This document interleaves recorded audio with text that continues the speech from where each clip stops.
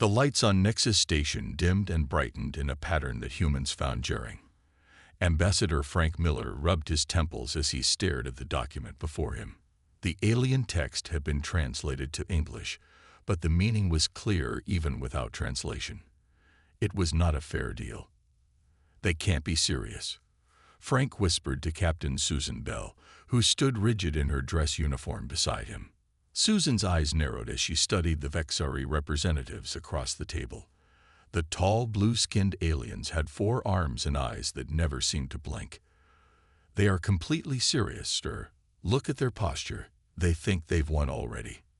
The meeting room on Nexus Station was designed to be neutral territory, a massive space station at the edge of human space where 17 alien species that made up the Galactic Concord conducted their business. Humans were newcomers, having achieved faster-than-light travel only 20 years ago. The Concord had existed for centuries. Liam Carter, the communications specialist on Frank's team, leaned forward.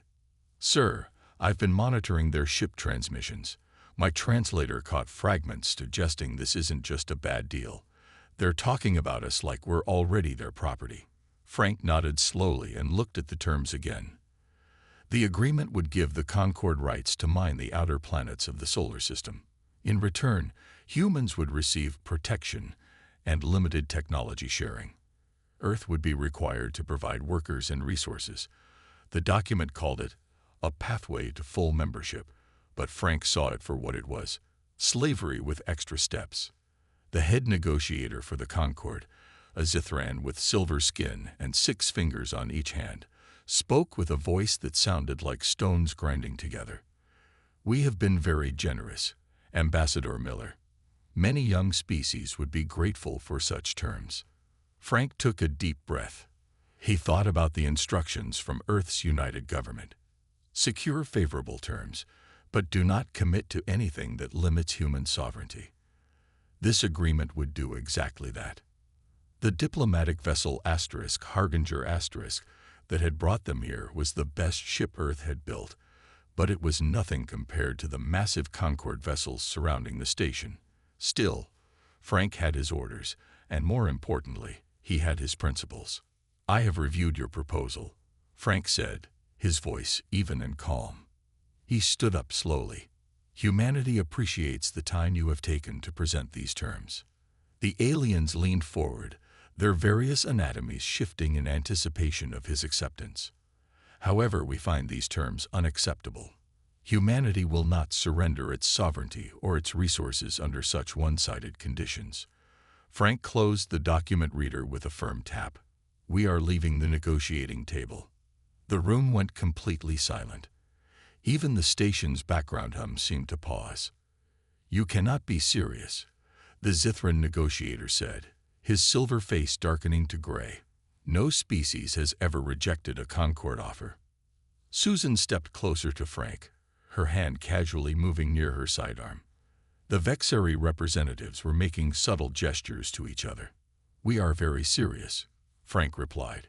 "Humanity entered these talks in good faith, seeking fair trade and mutual benefit. What you offer is subjugation, not partnership." The Vexari leader, his blue skin now tinged with purple, spoke for the first time. "There will be consequences for such recklessness, human. The galaxy is dangerous for primitive species without protection." Frank gathered his materials calmly. "Is that a threat, Representative?" "Merely an observation of fact," the Vexari replied, his 4 hands making a gesture that the human translators couldn't interpret. "Then allow me to make an observation in return," Frank said. "Humanity has faced threats before. We're still here." He nodded to his team. "We depart for Earth immediately. These negotiations are concluded." As the human delegation left the chamber, Susan leaned close to Frank. "Did we just start a war, sir?" Frank watched the aliens murmuring urgently to each other. "No, Captain. I think they just did." On the Harbinger Liam intercepted more transmissions as they prepared to depart. "Sir, they're sending messages to their fleets. They're using words like subjugate and example." Frank nodded grimly. "Set course for Earth, Maximum speed. We need to prepare our people. As the Harbinger broke away from Nexus Station, the giant Concorde vessels made no move to stop them. They didn't need to. The aliens believed they had all the time in the world to deal with one stubborn primitive species. They were wrong. General Paul Wright stood at the window of Earth Defense Headquarters in Colorado. Outside, the Rocky Mountains stood tall against the blue sky, but his mind was far away in space. The Harbinger had returned 3 days ago with news that made his blood run cold. Protocol Thunderclap is now active, he said to the room of officers behind him. This is not a drill. No one gasped or showed surprise. They had prepared for this day for 15 years, ever since humans first met aliens and learned they were not alone. Dr. Alice Morgan stepped forward, her lab coat wrinkled from long hours at work. My team is ready, General. The technology we got from those crashed alien ships works. The Concorde doesn't know what we've learned. Paul nodded. How soon can we start full production? We already have, Alice said with a small smile. Every factory that can be converted already has been. We've been building in secret for years, just in case. Now we just need to speed up. On the main screen, red dots appeared, showing Concorde ships moving toward human space. They were still weeks away, but the message was clear. They think we're weak, Paul said. They think we'll beg for mercy when they arrive. They're wrong, Captain Susan Bell said. She had just arrived from the Harbinger and still wore her space uniform. I saw their faces when Ambassador Miller walked away. They've never been defied before. Paul turned to his communications officer. Send the coded message to all military bases. Tell them it's time. In Nebraska, Kevin Jones was planting corn when he noticed strange trucks going to the old mine outside town. His brother Jack called that night. Kevin, you might see some odd things happening out there. Don't talk about it, okay? Jack's voice was serious. It's important for everyone. The truck's going to the mine. What's happening, Jack? I can't say much. Just know that those aliens who thought they could push us around, they're about to learn a lesson. All across Earth, the same thing was happening. Old mines filled with new machines. Farms hid launch platforms. The ocean depths concealed bases. Humans had been preparing in silence. In space, the aliens intercepted human broadcasts. They heard only normal news, music, and shows. They saw no panic, no military buildup. The Zithran overseer, leader of the Concorde's political arm, watched these broadcasts and laughed. They do not even prepare, he told his advisors. They continue their small lives as if nothing has changed. Humans will be easy to conquer. The Concorde ships moved closer, ready for a quick victory against a primitive species that had dared to defy them. They had no idea what was waiting. 3 months passed. The red planet Mars, home to 50,000 human colonists, rotated peacefully in space. Then the sky tore open. 5 large Vexari warships appeared, their hulls gleaming with strange metals unknown to Earth science. Colony Administrator Ryan Peters was eating breakfast when the alarm sounded. He dropped his coffee and ran to the control center, still wearing his pajamas. Report, he shouted as he entered. 5 alien warships just appeared in orbit, said his assistant. They're Vexari from the Concorde. They're sending a message. The main screen showed a blue-skinned Vexari commander. Human colony. The alien said, "You will surrender now. Your planet Earth can no longer protect you. Submit to Concorde authority or be destroyed." Ryan had been a Navy SEAL before taking the administrator job. He knew how to fight. He also knew when to pretend to be scared. "Please," he said to the alien, trying to sound afraid. "We need time to prepare. Our people will panic." The Vexari commander made a gesture of approval with his 4 arms. "You have 1 hour, then we send down troops." When the screen went blank, Ryan smiled. They fell for it. Activate the defense grid. Outside the colony, hidden in the Martian soil, hundreds of weapon platforms powered up.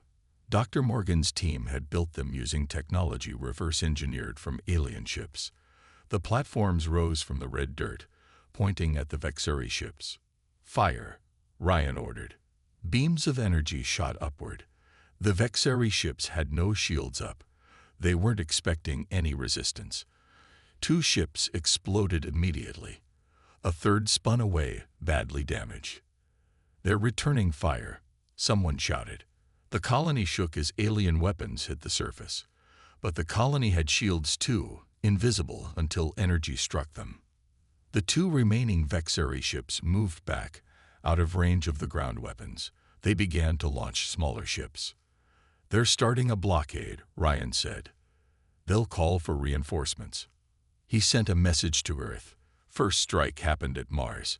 We destroyed 2 ships. 3 remain. We need help." On the main Vexeri ship, the commander was furious. "How do they have such weapons? Our information said they were defenseless." He sent his own message to the Concord leaders. "Humans have unexpected defenses. Send more ships." Then he transmitted to Mars again. "You will regret this resistance. When our fleet arrives, nothing will remain of your colony." Ryan received the message and replied with words from General Wright. "You have 24 hours to withdraw from human space." The Vexeri commander laughed. What could these primitive humans possibly do in 24 hours? He was about to find out. Engineer Olivia Grant floated in zero gravity, checking the final connections on her tablet. Around her, the massive hangar hidden inside asteroid X-347 buzzed with activity. Workers moved quickly, preparing for the moment they had trained for years to reach. "All systems green," Olivia said into her radio. "Warbird 1 is ready to fly." Behind her, a sleek spacecraft sat in launch position. It looked nothing like the clumsy ships that humans officially used. This vessel had smooth lines and strange metal that seemed to absorb light. It was built with technology that Earth governments had publicly denied having. "Good work," Captain Eric Daniels replied, entering the hangar in his flight suit. "How many ships are ready across all asteroids?" 342, Captain, Olivia said. "All equipped with the gravity drives." Eric nodded. The aliens thought humans only had simple rocket technology. They had no idea that crashed alien scout ships had provided Earth with gravity manipulation technology years ago. Dr. Morgan's team had improved it in ways the aliens never imagined. 20 minutes until we launch," Eric announced to his crew. "The Vexeri deadline is almost up." Across the asteroid belt between Mars and Jupiter, similar scenes played out in hundreds of hollowed-out rocks. Ships powered up. Pilots checked systems. Weapons came online. On Earth, schoolteacher Nancy Webb turned on the classroom television. "Children, the President is about to make an important announcement." Her students, all 10 years old, gathered around the screen. They had grown up knowing aliens existed, but had never known the secret preparations their parents had been making. The President appeared on screen, looking serious. "Citizens of Earth and our colonies, for 15 years we have prepared in secret for this day. The Galactic Concord has attacked our Mars colony, believing we would surrender. They were wrong." Nancy watched her students' faces change from confusion to understanding. "Today, we reveal our true strength," the President continued. "The Earth Defense Fleet is about to engage the enemy. We did not want this war, but we will finish it." In space near Mars, the Vexeri commander watched his sensors with confusion. Hundreds of asteroids had suddenly changed course, moving toward his ships. "They're using rocks as weapons," he laughed. "Primitive kinetic attacks." Then his sensor officer shouted in alarm. "Commander, the asteroids are opening." The massive rocks split apart, revealing the ships hidden inside. Before the Vexeri could raise shields, the first wave of human vessels appeared almost instantly beside his fleet, using short-range gravity, jumps that the aliens thought impossible. "How?" The commander gasped as his ship rocked from the first hits. "Humans don't have this technology." Captain Eric Daniels' voice came through on all frequencies. "You should have taken our warning seriously. Now it's too late." The battle for Mars had begun. Space around Mars lit up with explosions. Human ships darted between the larger Vexari vessels, moving in ways that defied normal space travel. They jumped short distances instantly, appearing behind enemy ships, firing, then jumping away before the aliens could respond. On the bridge of Warbird 1, Captain Eric Daniels watched the battle unfold on his display. "They still don't understand what they're facing," he said. "Their tactics are all wrong." His second-in-command pointed to a large Vexari ship. "That's their command vessel. We should take it out." "No," Eric said. "Commander Linda Harris has a different plan for that one." Miles away, a small human ship approached the Vexari flagship. Unlike the others, this ship wasn't trying to attack. It matched speed with the alien vessel, coming alongside it silently. Inside, Commander Linda Harris and her team of 5 soldiers checked their weapons. They wore special suits that Dr. Morgan's team had designed to work against alien security systems. "Remember," Linda told her team, "we need their data banks intact. Set weapons to stun where possible." They attached their ship to the Vexari hull. Special tools cut through the metal, creating an entrance. The team slipped inside. The Vexari were so busy with the battle outside that they didn't notice the humans moving through their ship until alarms finally sounded. By then, Linda and her team had reached the main computer room. "Hold this area," she ordered 2 of her soldiers. The others continued with her toward the bridge. When they burst onto the Vexari bridge, the blue-skinned aliens were shocked. They had never expected humans to board their ship. The fight was short. Linda's team used stun weapons that the aliens had never seen before.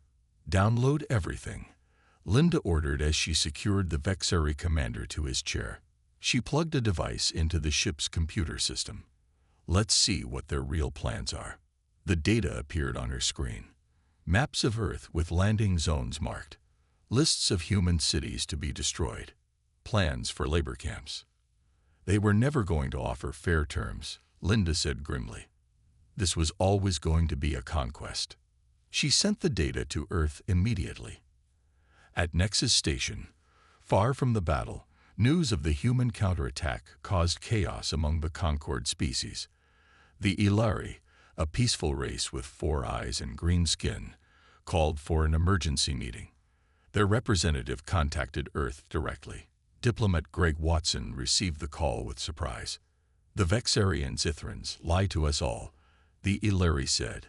"We never approved an attack on your people. Many of us wish to remain neutral in this conflict." Greg leaned forward. "We appreciate your honesty, but neutrality might not be an option anymore. The Concord is fracturing before our eyes." The Ilari nodded sadly. "Indeed, and your people may have caused it by simply walking away from an unfair table." The Zithran overseer watched the battle at Mars with growing anger. His silver skin darkened as reports came in. The humans were winning. "Enough of this," he hissed to his commanders. "Prepare the planet killer. We will end this now." His largest ship, hidden until this moment, moved away from the Concord fleet. It headed for Earth at top speed. The Zithran believed that destroying humanity's home planet would break their spirit. Without orders or warning, the massive ship jumped into faster-than-light travel. On Earth, Chief Engineer Diane Powell worked frantically in the Global Defense Center. Her screens showed the Zithran ship approaching. "They've bypassed Mars completely," she told General Wright. "They'll be here in minutes." Paul's face was grim. "Is the shield ready?" Diane nodded. "Yes, but it's never been tested at full strength. It might not hold against their weapon." "It has to," Paul said simply. "Activate everything." Around the planet, thousands of small platforms that had been disguised as satellites revealed their true purpose. They connected to each other, forming a web around Earth. The technology had been adapted from alien medical stasis fields that Dr. Morgan's team had studied for years. The Zithran ship appeared near the moon. Its sensors showed minimal defenses around Earth. The overseer smiled. This would be easy. "Charge the planet killer," he ordered. "Target their largest city first." The massive weapon began to glow at the front of the ship. Energy built up to levels that could crack a planet's crust. "Fire," the overseer commanded. The beam shot toward Earth, powerful enough to destroy a continent. It hit the shield. The sky above Earth lit up as the shield absorbed the energy. People watching from below saw the darkness of night turn bright as day for a moment. Diane's hands flew over her controls, shield holding at 72%. It worked. But the Zithran ship was preparing to fire again. Then something unexpected happened. Hundreds of civilian ships rose from Earth's surface. Converted cargo vessels, passenger liners, even private shuttles, all fitted with makeshift weapons. Sam Collins, normally a truck driver from Ohio, piloted his converted delivery ship at the head of a swarm. "Remember the plan," he radioed to the other civilian pilots. "We don't need to destroy them. Just confuse their targeting systems." The civilian fleet surrounded the Zithran ship, moving in chaotic patterns. Their small weapons couldn't cause serious damage, but they created a shield of confusion. The overseer was stunned. "Their civilians are attacking us. This is not possible." As his gunners tried to target the small ships, a new alert sounded. The human fleet from Mars had arrived, along with ships from the Ilari and other Concord species who had switched sides. The overseer looked at his screens in disbelief. He was surrounded. "Retreat," he ordered. But there was nowhere to go. 6 months after the Battle of Earth, a new space station hung in orbit around the planet. Unity Station gleamed in the sunlight, built with both human and alien technology. Inside its main hall, representatives from 23 species gathered around a large table. Ambassador Frank Miller stood at the head of the table. He looked different now, more confident, less willing to bend. Behind him stood Captain Susan Bell, now Admiral Bell, and other human leaders from Earth and Mars. "Welcome to the first Galactic Summit hosted by humanity," Frank said. "How things have changed since we last met." The Vexari and Zithran representatives sat at the far end, their once proud postures now stiff with forced politeness. The Zithran overseer was gone, removed by his own people after his failure. These new representatives had come to accept whatever terms humans offered. "The terms of peace are simple," Frank continued. "Each species will maintain its sovereignty. Trade will be fair and equal. Technology will be shared for peaceful purposes only." He placed a document on the table. It was nothing like the one-sided agreement the Concord had tried to force on humanity months ago. "This is not a demand," Frank said. "It is an invitation to a new kind of relationship, one based on respect." The Ilari representative, whose people had been the first to ally with humans, spoke next. "My people accept these terms with gratitude. The old Concord was built on fear and control. This new alliance can be different." One by one, most species agreed. The Vexari and Zithrans had no choice but to accept as well. After the formal meeting, Dr. Alice Morgan walked with an Ilari scientist through the station's research wing. "I never thought we'd be working together like this," she said. "Your medical technology combined with our energy systems could help millions." The Ilari scientist nodded. "Your people surprised us all, not just with your weapons, but with your willingness to offer peace after winning." Outside in the main docking bay, a ceremony was taking place. A human warship was being recommissioned. Workers removed weapon systems and installed scientific equipment. General Paul Wright watched as the ship's new name was painted on its hull. * Diplomatic Solution *. Fitting name. Admiral Bell said, standing beside him. Paul nodded. "War is sometimes necessary, but peace is always the goal." In a classroom on the station, Liam Carter, the communications specialist who had first detected the Concord's deception, now taught a mixed class of human and alien students. "The most important lesson in diplomacy," he told them, "is knowing when to walk away from a bad deal.